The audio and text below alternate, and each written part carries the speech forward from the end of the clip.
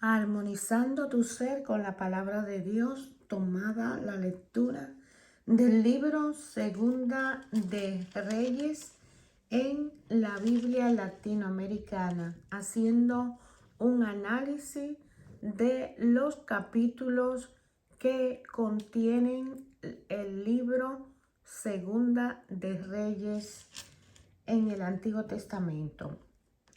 El segundo libro de los Reyes, dijimos que son las dos partes de un mismo libro. Sigue contemplando la historia de los dos reinos del norte y del sur, Israel y Judá. El autor quiere demostrar que su decadencia fue el castigo de su infidelidad a la alianza de Dios. Sería un error, sin embargo, pensar que los últimos reyes fueron peores que los primeros. Al leer atentamente, nos damos cuenta que el autor no juzga con la misma severidad a los próceres del reino y a sus sucesores. ¿Acaso Jeroboam II, que restableció un Israel prosperó e independiente y le aseguró 40 años de paz, era inferior a Salomón? ¿Acaso era menos creyente? Sin embargo, el primer libro de los Reyes se complace en describir el lujo y la grandeza de Salomón, cosas muy materiales, es definitiva, mientras que el segundo libro no dedica más que un párrafo a Jeroboam II, como si el hecho de tener otro templo que el de Jerusalén condenara a prisión toda su obra. Se debe ver en la pedagogía de Dios que al comienzo entusiasma a su pueblo con la posibilidad de conquistar independencia y prosperidad, y porque estos hombres están en el momento histórico en que deben realizarse estas conquistas. Dios no le muestra todos los aspectos negativos de los que están haciendo. No insiste en los defectos de Salomón o en la vanidad de su lujo, pero más tarde Dios invita a su pueblo a que mire con espíritu crítico, y mientras el gran ensueño del reino de Salomón se va desvaneciendo, les enseña a buscar otra conquista más duradera e importante, que es la del reino de justicia. Dios es el gran educador y su pedagogía se manifiesta en el discurso de la historia como en el de la etapa sucesiva de nuestra propia vida. Vemos en el capítulo 1 que Elías es llevado al cielo. El fin de Elías es como una última manifestación de Dios que vive y que da vida al hombre. Elías, el profeta solitario, parece vivir en la altura, lejos de la corrupción de los hombres. Por eso Dios no deja que muera como los demás, igual que Moisés, del cual nadie ha sabido jamás el lugar de su tumba. También Elías dará en cierta manera la impresión de escapar a la muerte. Ahora bien, estas dos columnas de la antigua alianza, Moisés y Elías, son lo que rodean a Jesús el día de su transfiguración. Nada, ni siquiera la muerte, puede vencer al que ardió de amor celoso por Yahvé, su Dios, y que peleó por él solo. Yahvé se llevó a Elías al cielo en un remolino. Aquí vale lo que decimos respecto a la ascensión de Jesús.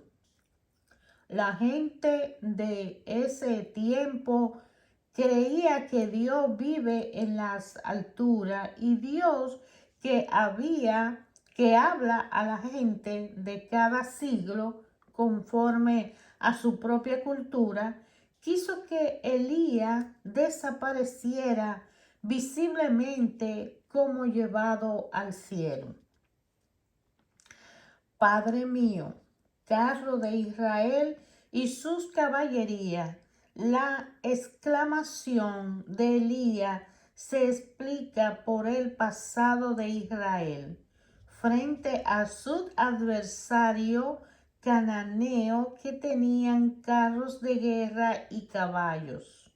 Los israelitas, mal equivocados, ponían su confianza en Yahvé, que era la única fuerza de los suyos, y para ello hacía las veces de carro y caballería. Eliseo ve desaparecer al que era el símbolo vivo de la presencia y fuerza de Dios en medio de Israel. La extraña desaparición de Elías alentará a los judíos que esperan una venida triunfante de Yahvé para empezar el reino definitivo. Entre los judíos nace la convicción de que Elías volverá en ese momento y preparará la venida de Yahvé. La Biblia nos deja incierto sobre la suerte de Elías después de la muerte. De esta manera prepara el anuncio de la resurrección de Jesús y la fe de la iglesia en Asunción de María, su madre. Entre todos los personajes de la Biblia, Eliseo aparece como el hombre dotado del don de hacer milagro, pero no por eso es considerado más grande. Vive en medio de los hijos de los profetas.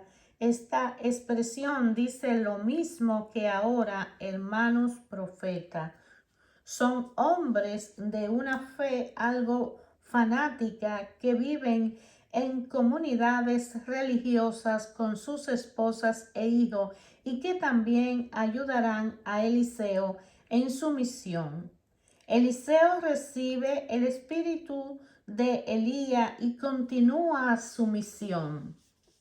En el capítulo que viene, en el capítulo 4, Eliseo y el milagro de aceite, a continuación se relata varios milagros de Eliseo entre los profetas de Israel.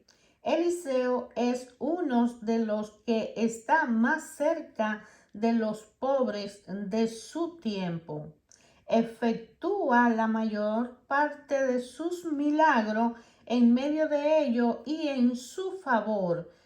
Es por eso que los relatos que nos lo han transmitido, conservan aún esa gracia, ese algo de pintoresco con los primeros testigos, esos pobres y marginados los contaban.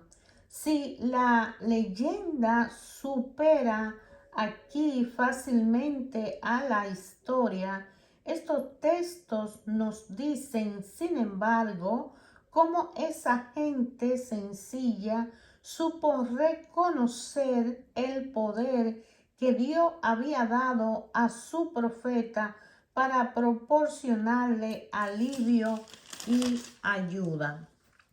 Eliseo resucita a un muerto. Se juntan aquí todos los elementos de la tragedia humana: esperanza, vida, fe, muerte, corazón angustiado de la madre que no se resigna a la muerte del hijo de sus entrañas, llamada desesperada al hombre de Dios. También tiene valor de empleo, de ejemplo, la resurrección tan conmovedora que obra Eliseo boca a boca, ojo con ojo, mano con mano, para comunicar su calor y resistir la vida.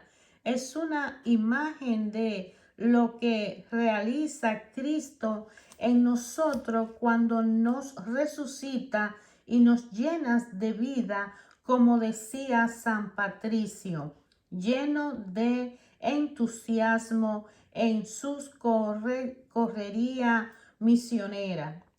Cristo delante de mí, Cristo detrás de mí, Cristo a mi izquierda, Cristo a mi derecha, Cristo en mí, Cristo sobre mí. Este relato, muy semejante al de Primera de Reyes 17:17, parece que sirvió de modelo para redactar la resurrección conseguida por la oración de Elías. Habrá que comparar esta multiplicación del pan con las dos multiplicaciones que obró Jesús. Están redactadas de manera bien parecida y sin embargo tienen significación diferente. Eliseo también multiplicó el pan. Eliseo sana a Naamán. La curación de Naamán ocupa un lugar especial entre los milagros de Eliseo. Fácilmente descubrimos en ella como una figura anticipada del bautismo. Naamán, por general y famoso que sea, no puede nada contra la lepra. Quiere renovarse, dejando su piel contaminada, y se le ofrece una esperanza en Israel. Se producen tales milagros. Elías dijo a su patrona: todo empieza en la palabra de una muchachita sirvienta de Naamán. Del mismo modo, cualquier creyente en el templo tiene muchas oportunidades para decir la palabra o hacer el gesto pequeño, del cual resulta mucho bien y por orientar hacia Israel. La iglesia al que busca remedio, la buena nueva, no se comunica y difunde solamente por obra de grandes apóstoles. Naamán es del país de Aram, enemigo de Israel. Sin embargo, viene reconociendo, recomendando por su rey su enfermedad, lo lleva al uno y al otro a que superen las rivalidades de pueblo.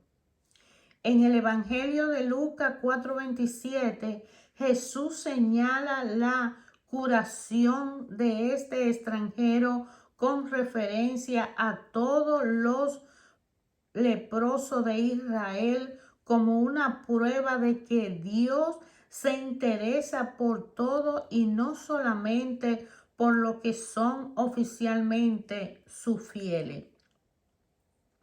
Eliseo mandó un mensajero ante el profeta. El generalísimo no es más que cualquier hombre. No hay privilegio para él ni atención especial en consulta privada, ya que no bajó de su carro. Tampoco se anticipará Eliseo a saludarlo. Anda al río Jordán y lávate. Naamán esperaba algo como mágico gesto o palabra cargado de poder divino.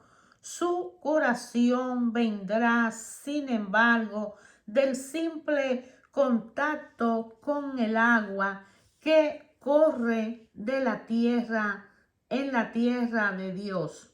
Israel es una nación muy pequeña, pero tiene escondida las riquezas del Señor. Si el profeta te hubiera mandado hacer una cosa difícil, ¿no lo habría hecho? La gente espera maravilla. Dios pide la simple obediencia a una palabra. Jesús procederá en igual forma. Véalo en Juan 4:46. Lo importante no es hacer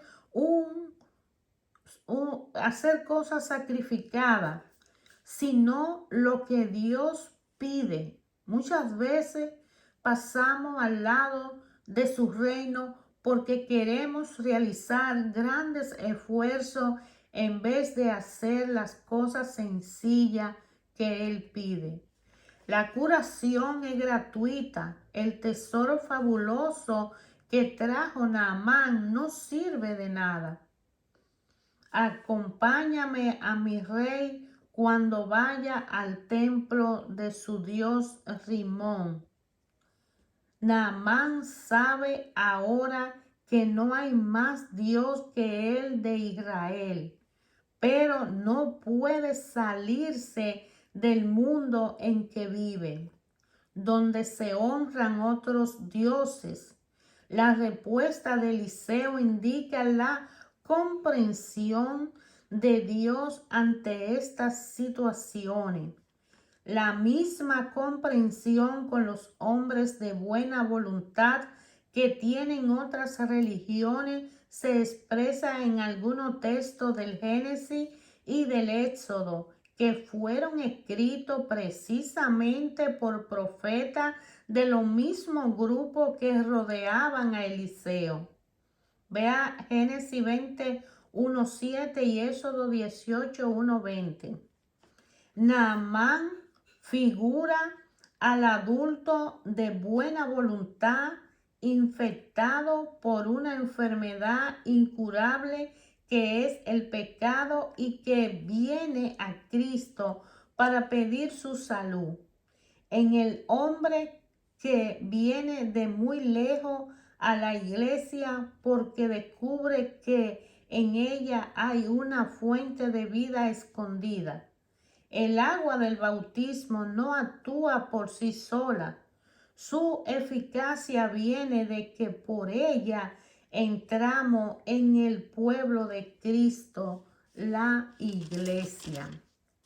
En el capítulo 6 vemos que Eliseo captura tropas arameas. Destacamos esta narración algo adornada con leyenda que no muestra las intenciones de Eliseo en la vida nacional.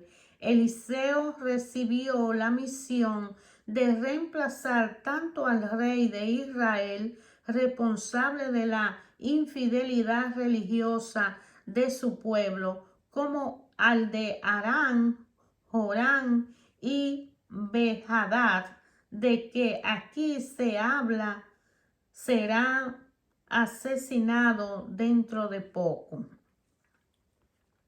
Los profetas de Israel son mensajeros y encargados de Dios para la salvación de Israel. Y esa salvación no significa solamente que nuestra alma vayan al cielo, como lo cree bastante gente, sino que toda la vida de un pueblo debe llegar a ser más consciente y responsable. El pueblo de Israel no podía madurar y tampoco lo pueden nuestros pueblos sin una larga experiencia de la violencia, de la injusticia y de la mentira, y también de los remedios que permiten superarlas. Dale pan y agua, gesto profético, vencer el mal con el bien. Abre los ojos para que vea, haz que no vean. 17, 18 y 20. Esta palabra expresa el contraste entre quienes ven la situación como Dios la ve y quienes se pierden en su propia sabiduría. ¿Cuánto tiempo perdemos y cuántas veces nos quedamos paralizados por nuestros temores en vez de tomar la decisión de arriesgar y tirar adelante confiado en que Dios no puede faltar? Castígame el Señor si a Eliseo le queda hoy la cabeza. Estas palabras del rey dan a entender que Eliseo había alentado la resistencia a los arameos frente al gobernante que no se atrevían. Si los profetas que eran en su tiempo testigos de la justicia de Dios no tuvieran miedo de asumir su responsabilidad en los problemas nacionales, ¿por qué el cristiano profeta de Dios actualmente permanecen ausentes de la vida política de su tiempo? Hambre y liberación de Samaria. En el capítulo 8 vemos que Eliseo y Jezabel de Damasco, reinado de Jorán en Judá. Vemos también el reinado de Ocosía en Judá. En el capítulo 9 del Segundo de Reyes, Eliseo consagra rey de Israel a Jehú, la matanza en la familia de Ahab, la muerte de Jezabel, y Jehú limpia Israel del culto de Baal. Atalía en Judá. En el capítulo 12 habla del reinado de Joá en Judá. En el 13 habla del reinado de Joacá en Israel, el reinado de Joat en Israel, la muerte de Eliseo. En el capítulo 14, reinado de Jeroboam II en Israel. El capítulo 15 habla del reinado de Azaría en Judá, los últimos reyes de Israel. Aquí se describe la caída del reino del norte. Samaria es tomada en año 721 a.C. Sus habitantes son desterrados al otro extremo del imperio asirio, muy posiblemente los territorios que hoy forman el Afganistán. Habitantes de esas provincias lejanas son traídos en su lugar, mezclándose con el pueblo del campo. Esta era la costumbre de los conquistadores asirios de desplazar y mezclar las poblaciones para impedir que se sublevaran. A partir de este momento, los samaritanos, o sea, los israelitas del norte, serán un pueblo mestizo, racial y religiosamente por los israelitas de Judá. Nunca lo considerarán como sus iguales. En el tiempo de Jesús, 7 siglos después, los samaritanos serán los vecinos con los que se convive porque hay más recelos que comunes recuerdos. Así desaparece el más importante de los reinos originarios del de David y Salomón. 2 siglos han transcurrido desde la muerte de este. Entre los judíos quedará una esperanza cuando venga el Mesías, reunirá a Judá e Israel y llamará a todos los que estaban dispersos entre las naciones. Ezequiel 37:15. El reinado de Jotam en Judá, fin del reinado de Israel en el norte, en el capítulo 17, y causa de la ruina de Israel.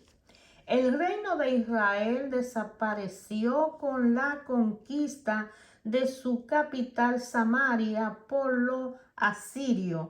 No parece obvio que no podía resistir su poderoso vecino, pero la Biblia nos hace ver la causa profunda del desastre.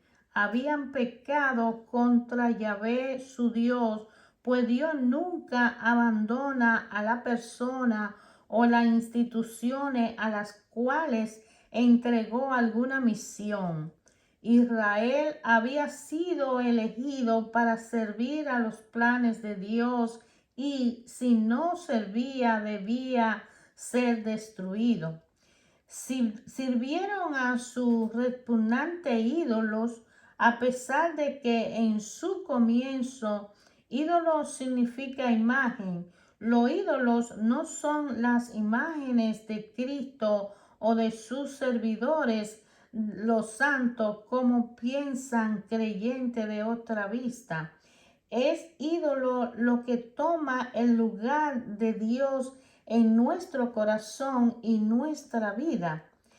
Él es Dios vivo y da vida a los que lo sirven.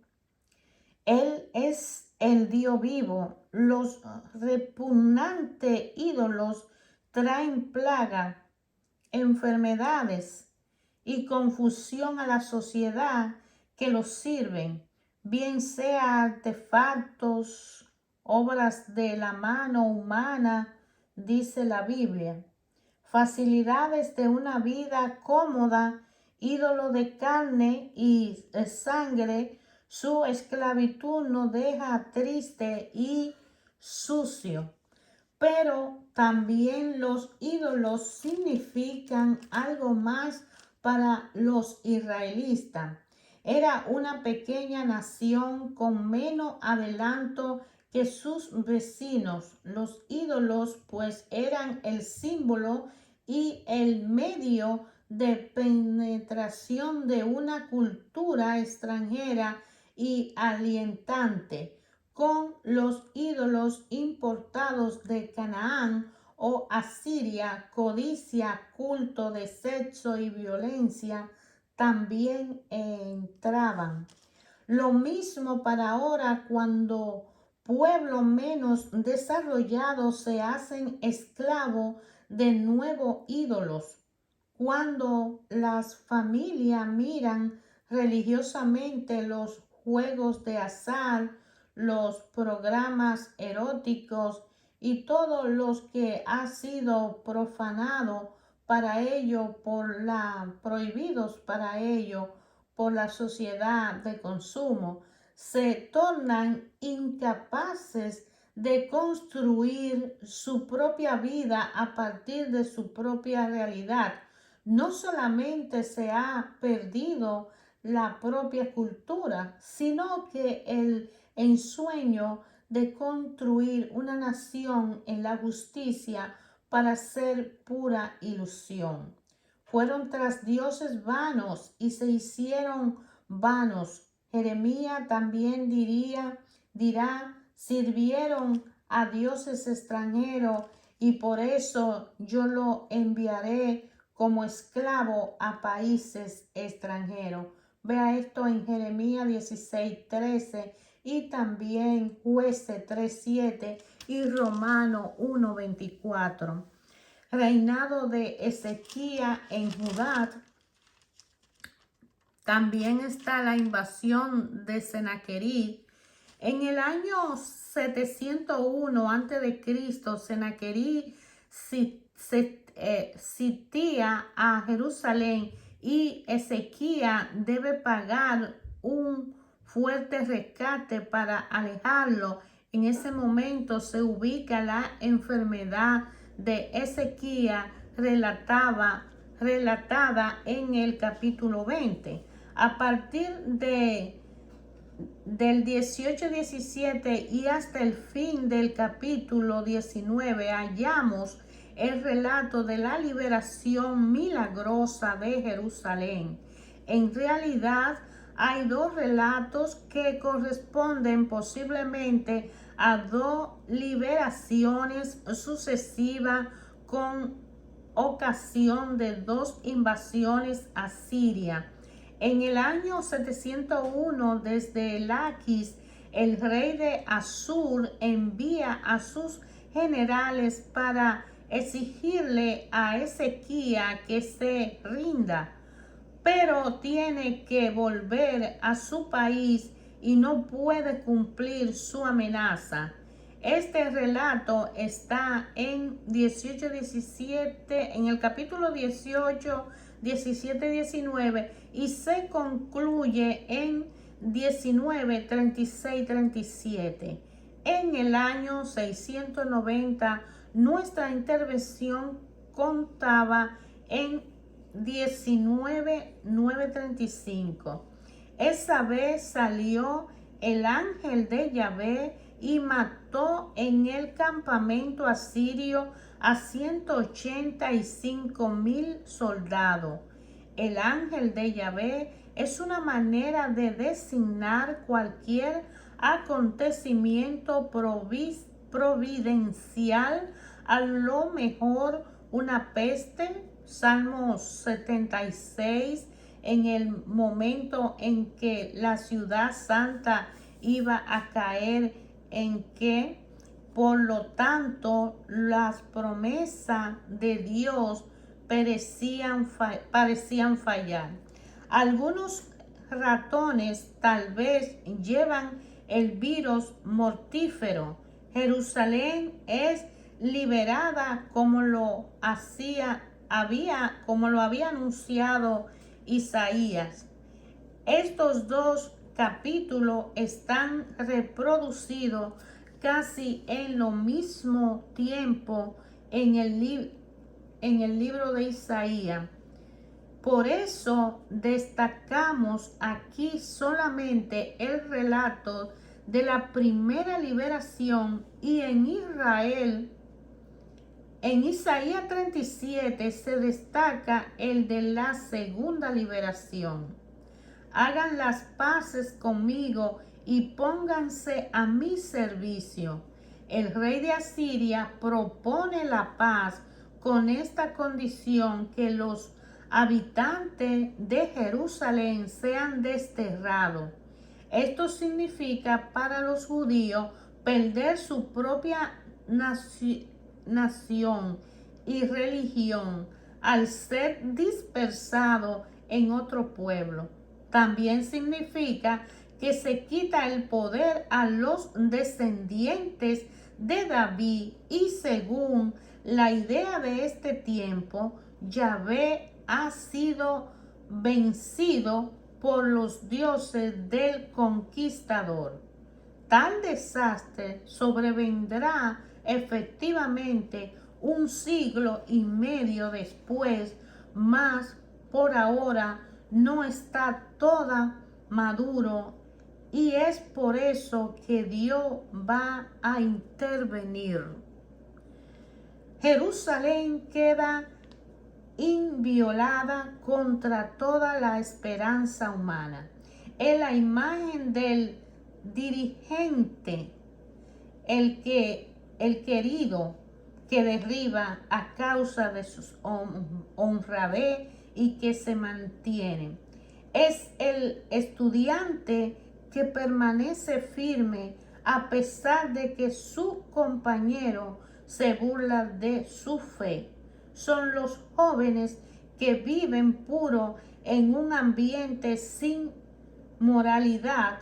Es la iglesia reducida a un escaso número de fieles y aparentemente vencida por la fuerza política, pero siempre vencedora. Además, en el capítulo 19 habla de la carta del rey Asur a Ezequías, intervención de Isaías, enfermedad de Ezequías, la reforma de Josías. Vienen los caldeos y destruyen a Jerusalén, y el primer desierto.